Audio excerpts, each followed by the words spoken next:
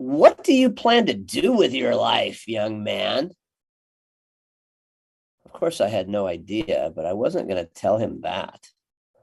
I was 22 years old and I'd just gotten off an airplane. I'd flown from the cold, frigid Midwest out to Stanford, where I'd been accepted to a PhD program and offered a really generous offer of funding for the next several years. They were so generous, in fact, that they'd flown me out so I could see the place for myself. This was all pretty heady stuff for a 22-year-old kid from the Midwest. And I'd worked really hard to get accepted to that PhD program. At the same time, I was scared. I was kind of towards the top of the class at my small little liberal arts college in the Midwest, but I was acutely aware that I was quite probably a big fish in a small pond.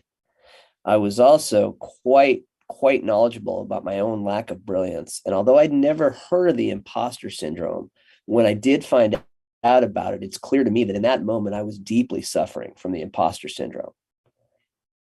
But the real reason I was scared is because I didn't want to come. I wanted to take a year off. I was tired from working so hard for 4 years of college. Mostly, I wanted to go see the world.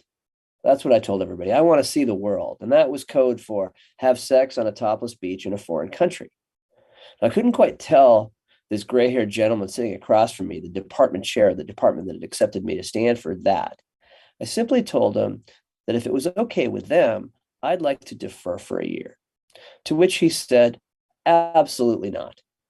In fact, if you were to turn down this offer, this might be the worst mistake of your life. We can't promise you anything about the fall. And in fact, it could come down to a coin flip. And in this manner, he aggressively tried to convince me to abandon my own plans to come to graduate school just a few months later. And out of the blue, in an effort to elevate the conversation, he asked me the question, what do you plan to do with your life, young man? And again, I had no idea, but I wasn't going to tell him that. So I just started talking. And I said, well, I would like to come here and study with you. That would really make me happy. I have so much to learn. This is the top department in the country in our field. And I want to learn to do research. I want to contribute to the profession. And then after finishing school, I want to go out in the real world and put my skills to use and learn other things. And then somewhere down the road, I want to take what I learned in school and what I learned in the real world and bring them together and come back to a university somewhere and teach. And I was looking down and I thought I'd done pretty good. At least I had managed to say something. I'd made it up on the fly. And I thought it was pretty credible. But when I looked up at this silver-haired department chair, quasi-genius, he had a look on his face that was somewhere between amusement and arrogance. And he asked me, almost as if he were about to burst into tears, he said, when do you plan to make your grand return to academia? And again, I had no idea, but there's no way I was going to tell him that. And so what I blurted out was, I think about age 40, because when you're 22 years old, 40 seems a long way off. In fact, it's farther away than you can imagine. And I thought I'd done pretty well, but the department chair had other ideas. He continued to harangue me, but the more he talked, the more I realized something.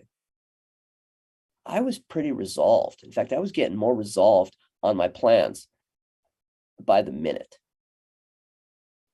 And in fact, much to the chagrin of the department chair, much to the chagrin of my parents and my professors back home, I decided to turn down that offer to come to Stanford. I decided to pursue a trip around the world, which again is code for having sex on a topless beach in a foreign country. I found a way to make the money. I even found a girlfriend along the way, but that's a whole other story. But something else happened in that conversation too. Having visualized, or at least improvised, a vision for my own future, I felt compelled to treat those words that had just tumbled out of my mouth as some kind of roadmap.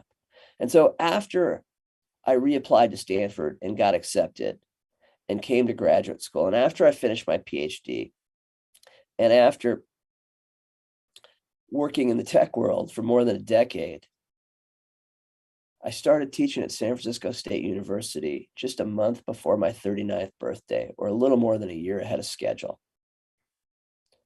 I'm just glad I answered the question. Thank you.